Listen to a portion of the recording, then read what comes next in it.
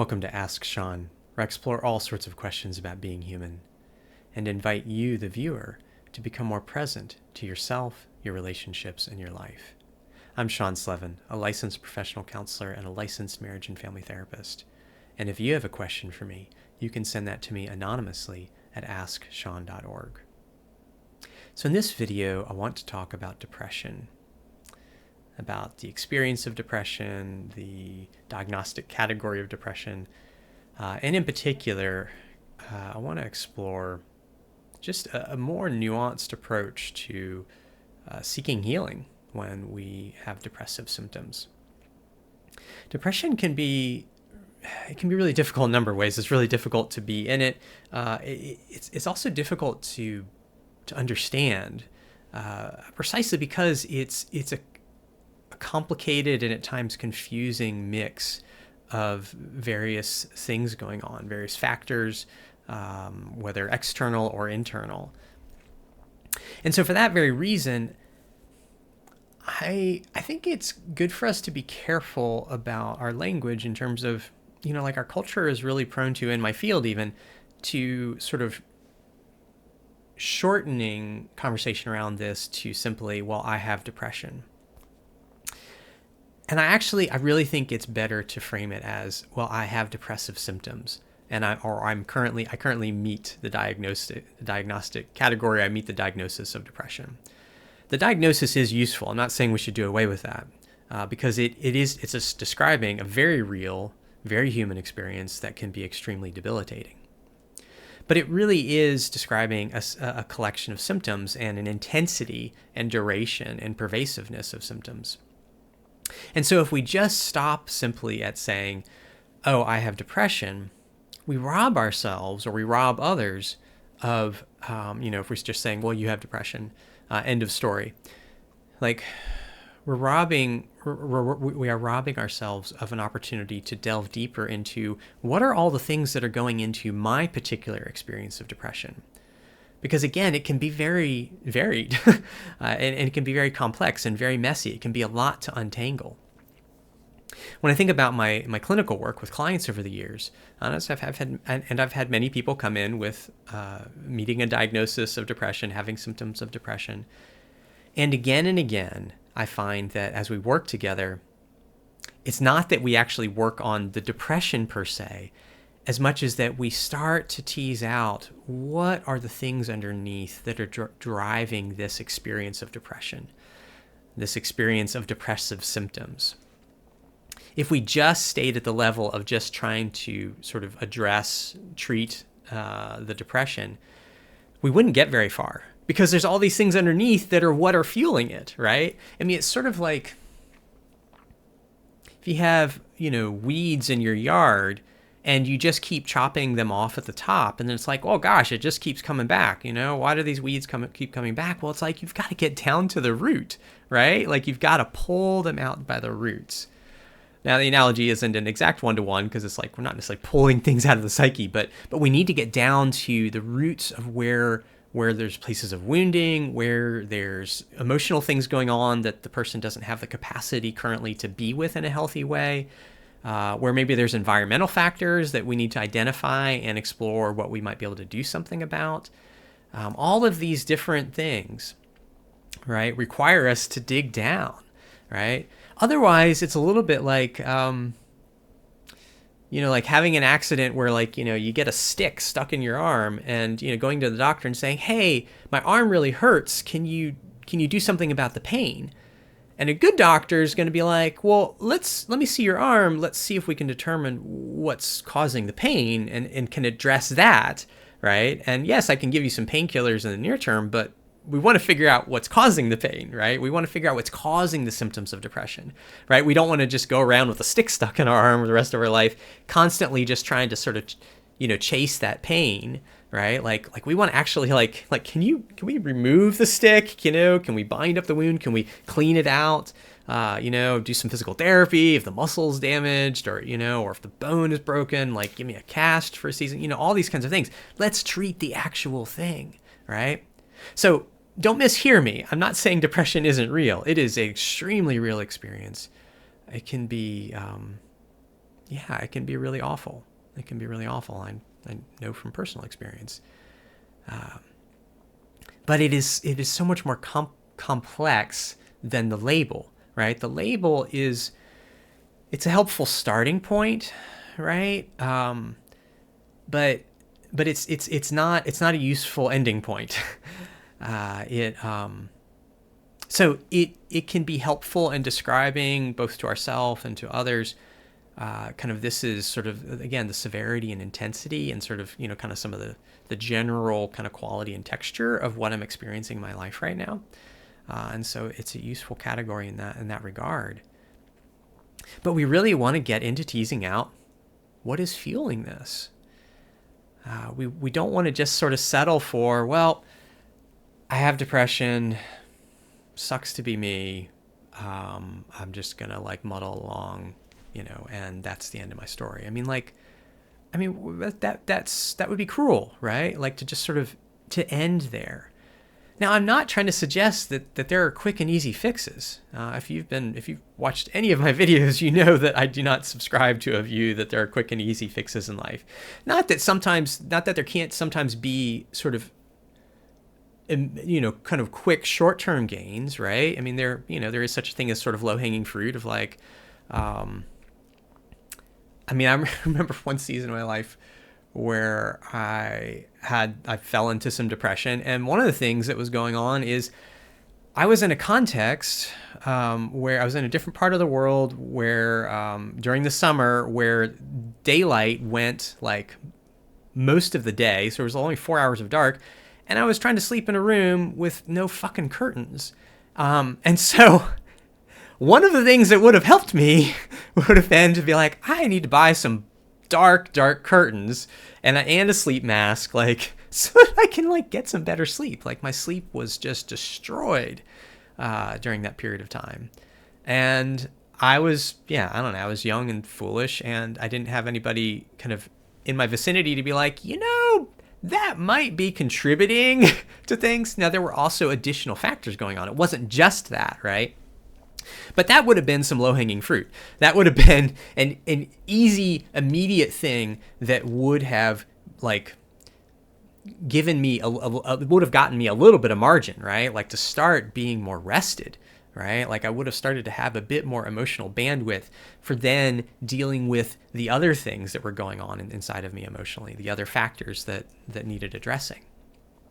So there is, those kinds of things, right? There can be sort of these more immediate, quick, low-hanging fruit kinds of things of like, well, that's relatively easy for us to do something about. Let's do that, and then let's, from there, let's build on that, and whatever kind of ground that gains us to getting into the more difficult things that are probably going to take a lot longer. So again, depression is a very real experience, but it's this broad kind of mushy category, right, of all of these complex things going on inside of us. So let's talk a little bit more about just some examples of the kinds of things that can be going on. Now, this is not going to be an exhaustive list because, again, depression is complicated, and each of us are going to have kind of our own unique sort of nuanced, kind of experience and presentation and things that are driving it, right? I think about for myself, there have been seasons in my life where one of the things driving depressive symptoms for myself was kind of suppressed anger. I had a lot of anger that I had not owned and not faced because, just for various reasons, I'm trying to not like totally rabbit trail into other things that would be its own video. But for various reasons, I was not engaging with. Like I was pushing it down because I didn't want to be an angry person. I wanted to be a nice person. I wanted to be a good person. But not engaging with that, not letting myself be honest about that, and finding a way to be with that anger and work with it. It was sort of kind of this anger turned inward, and so it was really like it was kind of robbing me of like life force energy in a way, right? Like it was really. It's like, like digesting myself, kind of thing. Like it was a very kind of poisonous kind of thing. So that can be one factor, right? Is kind of unaddressed anger, unowned anger.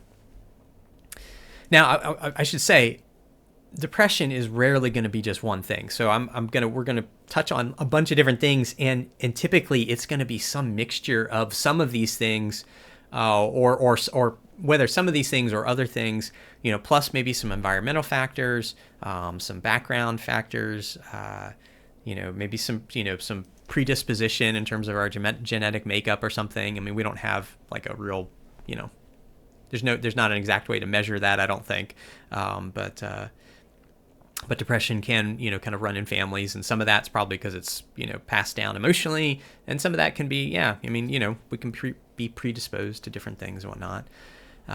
But that doesn't change the fact that, like, I want to explore what can I do to help myself heal, right? Like, we're all dealt with, different, whatever cards we're dealt with, right? Like, I was not dealt cards, in terms of for maintaining, like, a lovely head of hair on top of my head.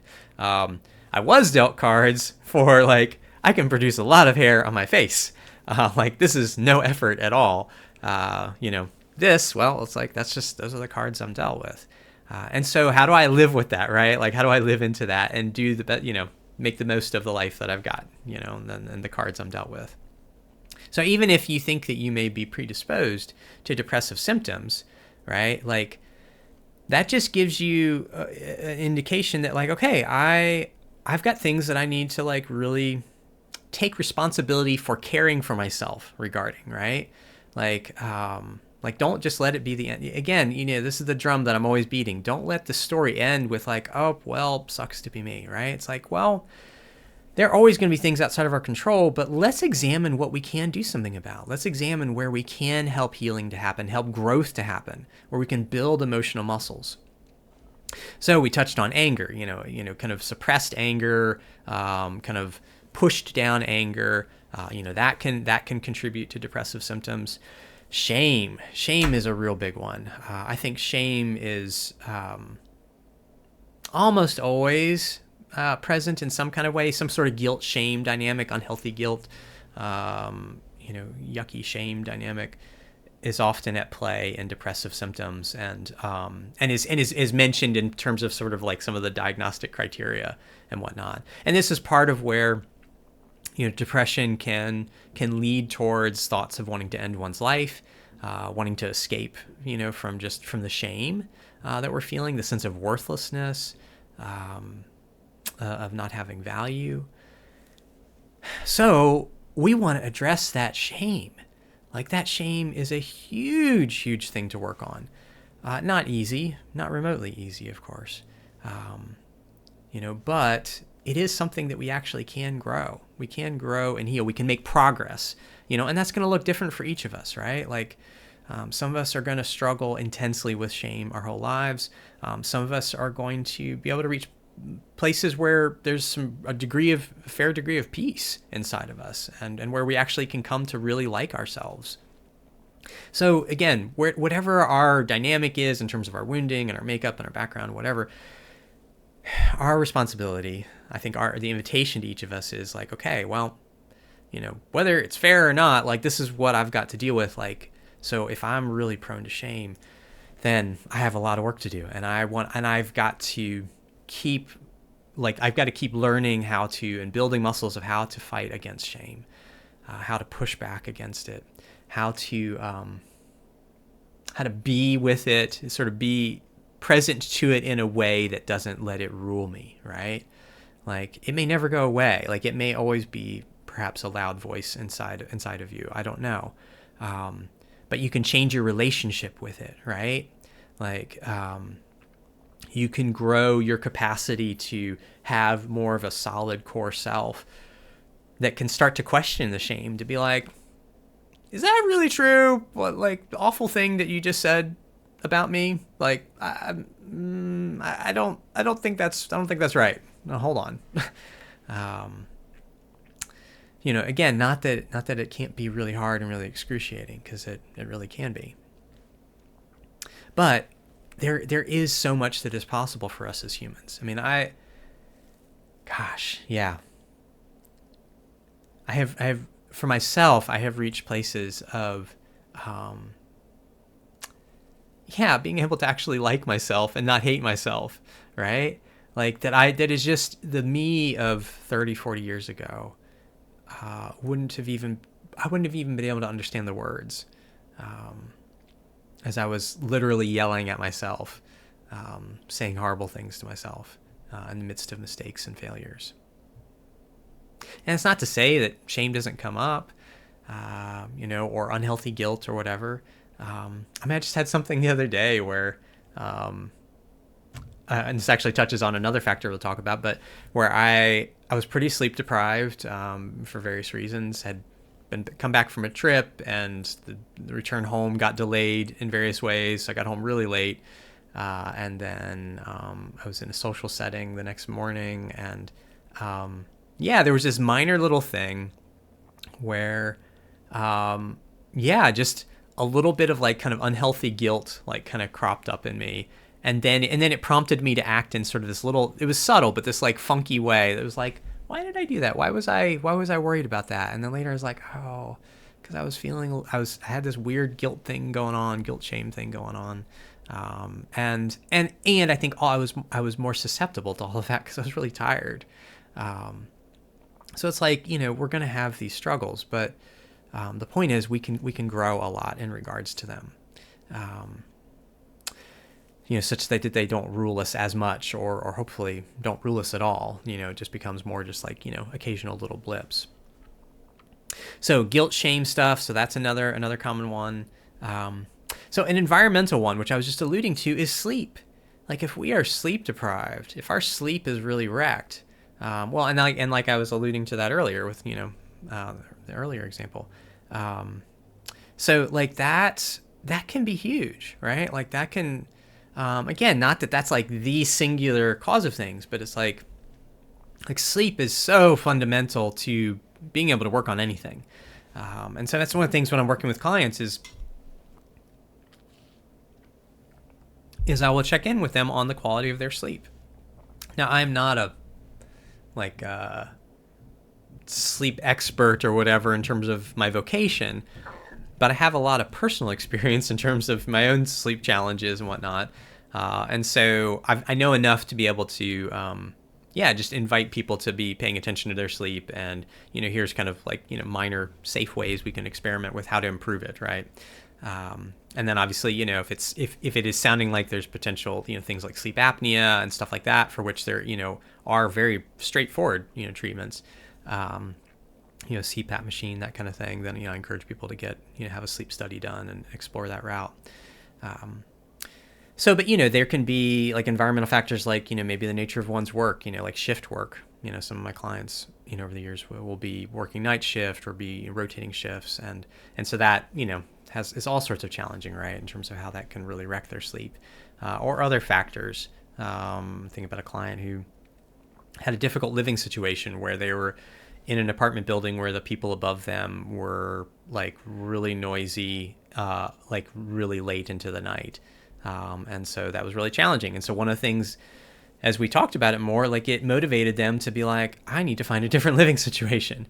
And so, which they eventually did. Not saying that was easy, right? Like it took time and they really had to work towards it, but it put it on their radar as something that they could do something about, which helped, right? Like, again, it's like, there are no magic fixes in life, but we want to look at, is there anything that I can do that can improve my situation and that can improve my experience of my life, right? And in terms of depressive symptoms, I want to identify every single contributing factor and do as much as I can about each of those, right? So that the combined effect of them starts to lessen the intensity.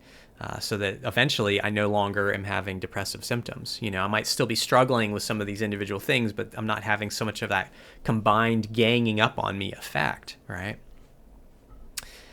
So another area would be sadness,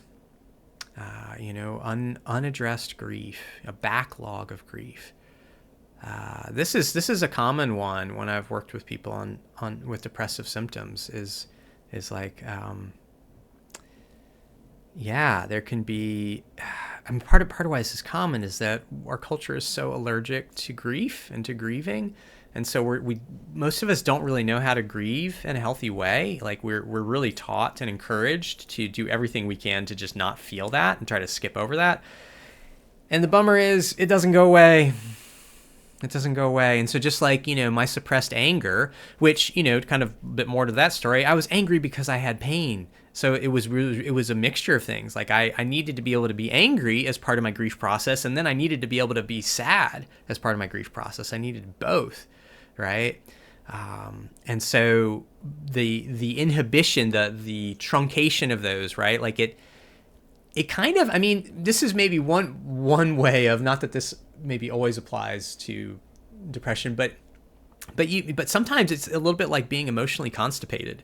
It's like there's emotions that I'm needing to feel and I'm needing to face and I'm needing to be with, and I need somebody's help to do that, right? Because I clearly don't have the capacity, or I wouldn't be all stuck and bound up inside, right? But because I haven't had those muscles, I haven't been equipped in the ways that I needed to be in terms of my, out of my background. Then it's like everything kind of gets stuck. And so it's like, feel bloated and gross and like, like gassy and sluggish and just like, oh, like that's, it's kind of like a metaphor, right? For kind of like, kind of what that experience of depression can be like. Because I find again and again, as I work with clients, that as we start to make progress on being with and releasing, maybe sounds too simple, and I don't mean it that way, that quick and easy, but yeah, starting to release these emotions, starting to be able to actually feel them and own them, right? To be able to own, like, I am so angry and I'm so hurt, and to then eventually get down to like, and I'm so sad, I'm so sad. And along the way, having to do work of like pushing back against shame, setting limits on shame so we can have the space to grieve and to be angry, right? Like, so, but as we do that, things start to move, and so in the digestive analogy, right, the constipated analogy, right, stuff starts to move through, and we start to have a bit more life energy again. We start to not feel quite so stuck. There starts to be some sense of agency and momentum. There starts to be like, maybe I want to stick around in this life a little longer after all, right? Like, maybe I don't quite hate myself as much as I used to. So grief is another big category. And then another one that I think of is fear, is anxiety. I've had many times in my work with folks coming in with depressive symptoms where, as we start to dig into that, we find out that like, oh, actually the bigger driver here is like, you're really afraid of some things. Maybe you're afraid of, some of your pain, right? So afraid of grieving you need to do. Maybe you're afraid of some other emotions. Maybe you're afraid of disappointing people. And so like you've been structuring so much of your life around like trying to keep everybody happy. And there's all this sort of neglect of self, in like this really unhealthy sort of abandonment of self. And so your soul is kind of languishing, so it's this mixture of sort of the fear being debilitating, but how it mixes with all these other things. There's this real kind of loss of sort of, kind of life force energy, if you will, that then plays into that sort of like, oh, like, why do I want to be here? What's the point of living?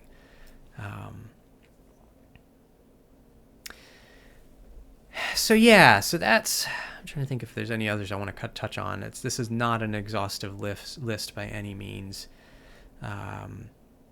But again, what I'm trying to illustrate is there is this really, in some ways, rich complexity. I'm not trying to, I don't mean, when I say rich, I'm not trying to put a bow on it or whatever, like, yay, all these really fucking hard things going on inside of us. But it is rich in the sense that like there's so much to us, right? Like we are amazingly, wonderfully complex beings. Now that's challenging, right? So I'm not trying to minimize the challenge there, but part of the richness is that as we slowly work towards healing in all of these areas, just like all of these things can combine together to be debilitating depressive symptoms. As we heal more and more of these areas, they can also combine together to be really life-giving. And so just as much as depression, sort of the experience of depression, of depressive symptoms, can really suck the life out of us, kind of sap our will to live, in the same way as we address the underlying factors, the underlying emotional struggles, wounds, trauma, right? All these things, circumstances, logistical dynamics, struggles with sleep, whatever. As we help each of those things to resolve and heal as much as is possible currently, like you can get a positive sort of combined effect, right? That can be just as powerful, if not more powerful, than even our darkest days of depressive symptoms. And so again, this is why I think it's so important that the conversation go further than just, oh, I have depression, and even to really resist sort of limiting ourselves with that label.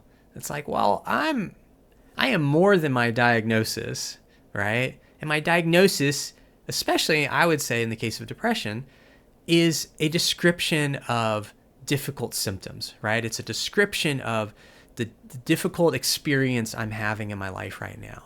And it's my responsibility to dig into the particulars of that and to seek out people to help me in that, right? And to communicate with others of like, so my particular experience of depression is, driven by shame, or it's driven by, a struggle with pain that I'm trying to face that I've been burying, or it's, there's some environmental things that are contributing. Like maybe I'm discovering maybe I've got some food allergies going on, and that's like got, my kind of metabolic stuff all out of whack. I mean, there's so many things that kind of intersect and combine. And so each of us is responsible for ourselves, right? Each of us is responsible for our life, right? Like, okay, what am I going to do with this life that I've been given? Whether it seems like a fair life or not, I can't fix that, but what am I going to do with the cards I got? What am I going to do with my bald head and my huge beard, right? Like, how can I make the best of the life that I have? And I'm not sort of I'm not meaning a cop out in terms of like, grappling with societal injustices and things like that. I mean, all of that's important. But first and foremost, we've got to deal with ourselves, right? That is always going to be the area we can do the most about, right? And the more grounded we get, the more healthy we get, the more present we can be to all of these difficult things and have the capacity to be present and really face them and own them and redeem them. We are going to be in so much more of a powerful place to look at what can I do culturally, right? Like, how can I influence our culture in positive ways? What are the things that I maybe can are within my reach to do something about, and to try to shift or bring awareness, or work on legislation or whatever, or change, make changes in the company that I work in, or but it always starts with, what am I doing about me? I don't mean that in a blaming self way, right? Like if the shaming part of you just seized onto that of like, see, everything's your fault. It's like, that's not fucking true, right? Like, yes, some things are our fault, okay? But even that doesn't make us a horrible person. It just makes us human. Like, there's always shit that's our fault. But there's also just stuff that's like, it's just stuff. It's just life. Like, this is just what I've inherited, however, right? And I want to, like, let me do something good with it. Let me make something beautiful out of it, and not let the story end at whatever dark place I currently might be in, right? Because the story does not have to end there. We always have choices that we can make. Again, not saying easy answers, not saying simple fixes, and each of our lives is going to be different. There are still things in my life that are really hard, and there are other things in my life that are so beautifully like healthy in comparison to what they once were. And it's astounding. Like, I do not have words to, like, I can never do justice with words to like how far certain areas of my life have come. And so I celebrate and rejoice and find and rest in, those wonderful places of healing. And I keep working on other places that are harder, right? And places that are stickier and slower, and that may always be a struggle, in different ways.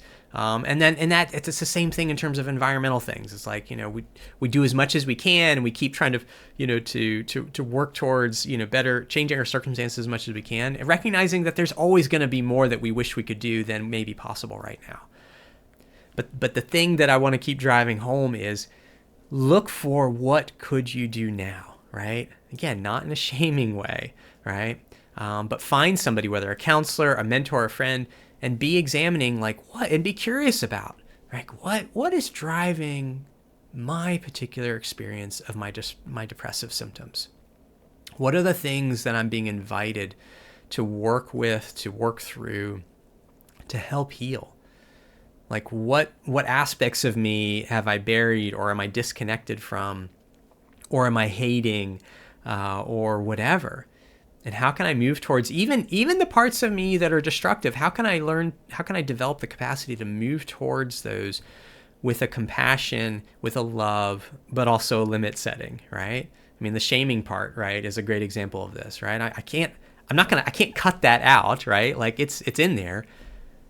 But how can I change my relationship with it, right? How can I, in a sense, be able to be closer to it and be less overwhelmed by it, right?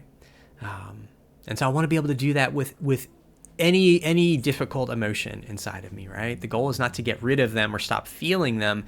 The goal is to be able to be in different relationship with them and to, in a sense, feel them differently, experience them differently, right?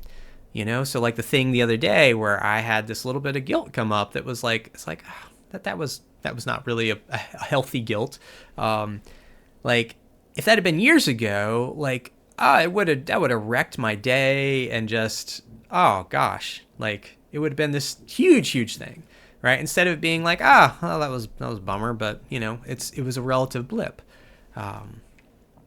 So it's like, it's like we want to help as much healing happen as possible.